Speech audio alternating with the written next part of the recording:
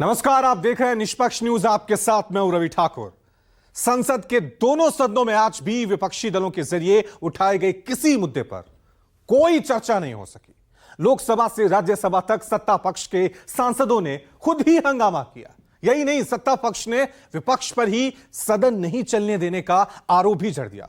कांग्रेस को जैसे पहले से ही पता था कि संसद में उसकी मांग अनसुनी कर दी जाएगी, सरकार भ्रष्टाचार के मुद्दे पर चर्चा नहीं कराएगी, लिहाजा प्रियंका गांधी सदन की कार्यवाही शुरू होने से पहले ही इंडिया गठबंधन के सांसदों की पलटन के साथ प्रदर्शन करने लगी। देश नहीं बिकने देंगे का नारा लगाने लगी। जो कश्मीर को अलग देश मानता है, उसके साथ राजीव गांधी फाउंडेशन के सोनिया गांधी के साथ संसद में सिर्फ शोर था, सत्ता पक्ष का जोर था। इसका रिश्ता क्या है?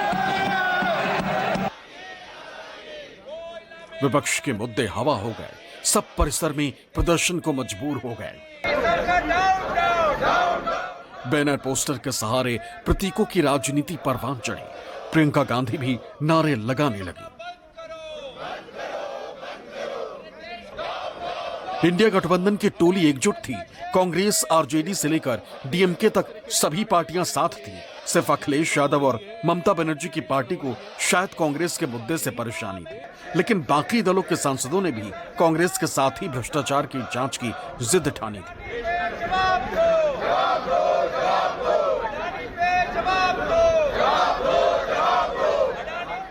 पर इस बार नजारा बदला बदला दिखा।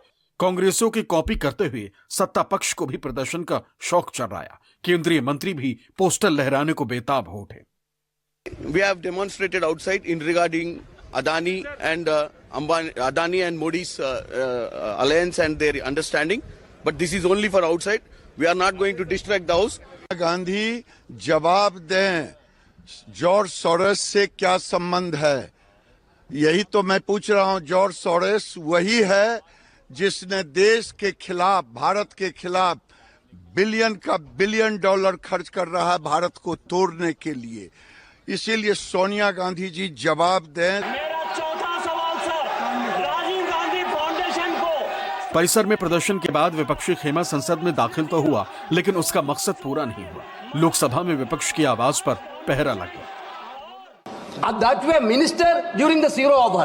Zero hour is the member's prerogative. I got it. You know that zero hour is the member's prerogative. Now what is the that is all in the record. I only want. जब सदन में विपक्ष की बात सुनी नहीं गई तो बाहर आवाज बुलंद होने लगी। इल्जाम यही कि सत्ता पक्ष सवाल से भाग रहा है, इसलिए वो चर्चा से भाग रहा है। सत्ता पक्ष के सांसदों को पूरा मौका दिया जा रहा है, लेकिन विपक्षी सदस्यों को बोलने नहीं दिया जा रहा। उनके पास अडानी, मणिपुर, संबल, बेरोजगारी, महंगाई को लेकर कोई जवाब नहीं, और इसलिए उन्होंने जॉर्ज सोरोस को अपना सुरक्षा कवच बना लिया है। जॉर्ज सोरोस भाजपा के विफलताओं को छुपाने का सुरक्षा कवच बन चुका है। दूसरे पक्ष का आता है तो आप सदन के बिल में आ जाते हैं। तो आखिर देश के प्रति जो एक जिम्मेदारी है, जनता से चुन करके आए हुए लोग हैं, इस पार्लियामेंट्री डेमोक्रेसी को जब अवसर है बात करने का, तो इस तरह से सदन बाधित किया जा रहा है। These are the pre-planned design by Narendra Modi ji, not to run the house. Rajya Sabha में तो पहले से ही गर्मा गर्मी थी। बीजेपी सभापति के खिलाफ विपक्ष के अविश्वास प्रस्ताव से बौखलाई थी। खरगे के आरोपों ने पार्टी का पारा चढ़ा दिया और सदन में फिर हंगामा हो गया। जेपी नड्डा ने खरगे को खूब खरी खोटी सुनाई। पूर्व प्रधानमंत्री एचडी देवगौड़ा को भी कांग्रेस ही बुरी नजर आई, लेकिन जब नेता विपक्ष मल्लिकार्जुन खरगे जवाब देने को उठे, सभापति उन्हें बार बार टोकने लगे। खरगे का सवाल सवाल ही रह गया। सदन की कार्यवाही स्थगित हो गई। Chairman's ruling cannot be questioned or criticized. To do so is contempt of the House and the chairman. ये बड़े स्पष्ट शब्दों में कहा गया है। मुझे दुख के साथ कहना पड़ता है कि कल leader of the opposition Shri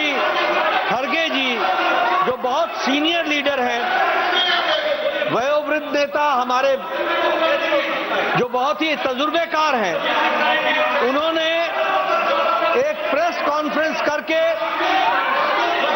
chair को क्रिटिसाइज किया। ये बहुत ही आपत्तिजनक है। दिस इज ऑब्जेक्शनेबल, ये कंडेमनेबल है, ये निंदनीय है और ये गलत परंपरा को रास्ता दिखाता है। इसकी जितनी भी भर्त्सना की जाए वो कम पड़ेगी कि आपको एक बार नहीं अनेकों बार चेंबर में बुलाया गया है। Letters have been written by the chair. बैठ जाइए, ये बोल रहे हैं। Letters have been written. ऐसा अधिकार नहीं है कि कोई भी बोले तो आप बोलेंगे। Letters have been written. आप यहाँ भी बोलेंगे, बाहर भी बोलेंगे, मर्जी होने से बोलेंगे, सुना देंगे। Letters have been written. मैं यह भी यहाँ उद्धृत करना चाहता हूं कि आपके ऑफिशियल हैंडल से, इंडियन नेशनल कांग्रेस के ऑफिशियल हैंडल से चेयरमैन को चेयर लीडर कहा गया है। यही पार्लियामेंट है और इसी पार्लियामेंट के परिसर में बाहर आपकी मिमिक्री का वीडियो बनाते हुए के सीनियर लीडर, कांग्रेस पार्टी का वरिष्ठतम नेता उसका वीडियो बना रहा था। यह भी इतिहास इस बात का गवाह है। देश जानना चाहता है कि इस हाउस की वरिष्ठतम नेता कांग्रेस पार्टी की, उनका क्या संबंध है, सोनिया जी का क्या संबंध है सोरोस से।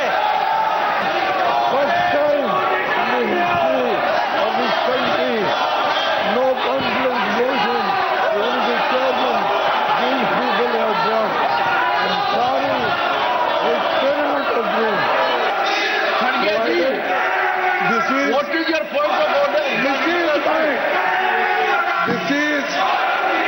What is your point of order? 238. What is your point of order? Why house is not in order? I am telling. All right. See, they are making reckless allegation. What is the point of order? They are making reckless allegation. And sir, you are respected. And you are listening. You are encouraging. What is point of order? Who is allowing this disruption? I want to ask. What is the point of order?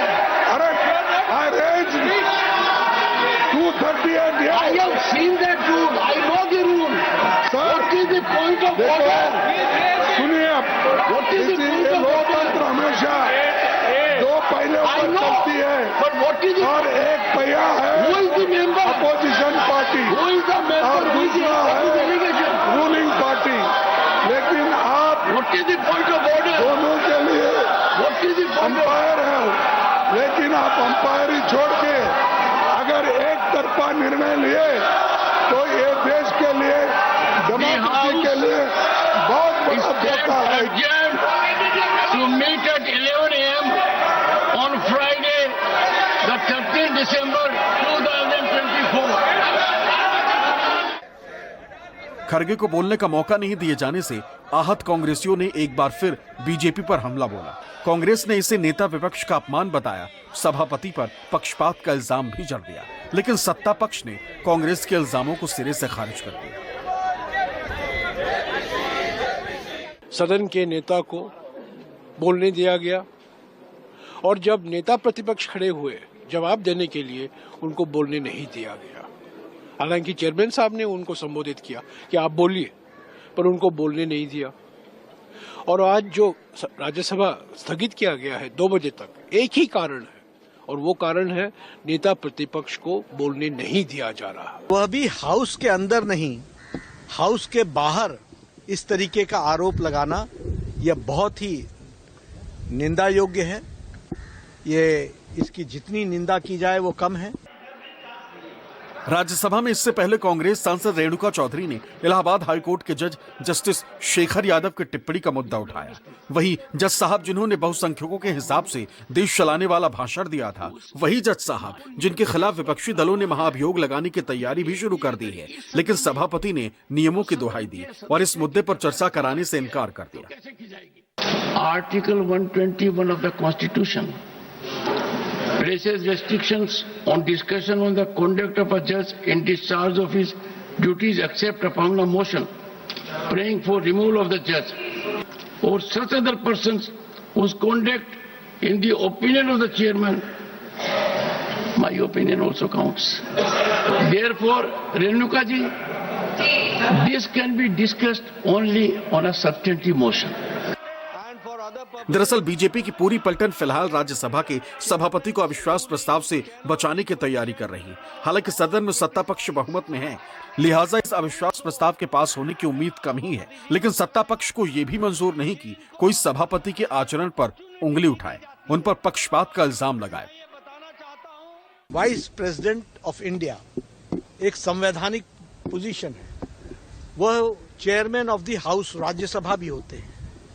उनकी mimicry संसद के परिसर में हो और कांग्रेस का वरिष्ठतम नेता जो लीडर ऑफ द ऑपोजिशन इन लोकसभा है राहुल गांधी, वो उसकी वीडियोग्राफी बनाए।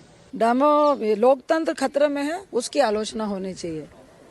ये देश की सबसे बड़ी पंचायत है, अगर वो नहीं चल रहे हैं उसकी आलोचना होनी चाहिए।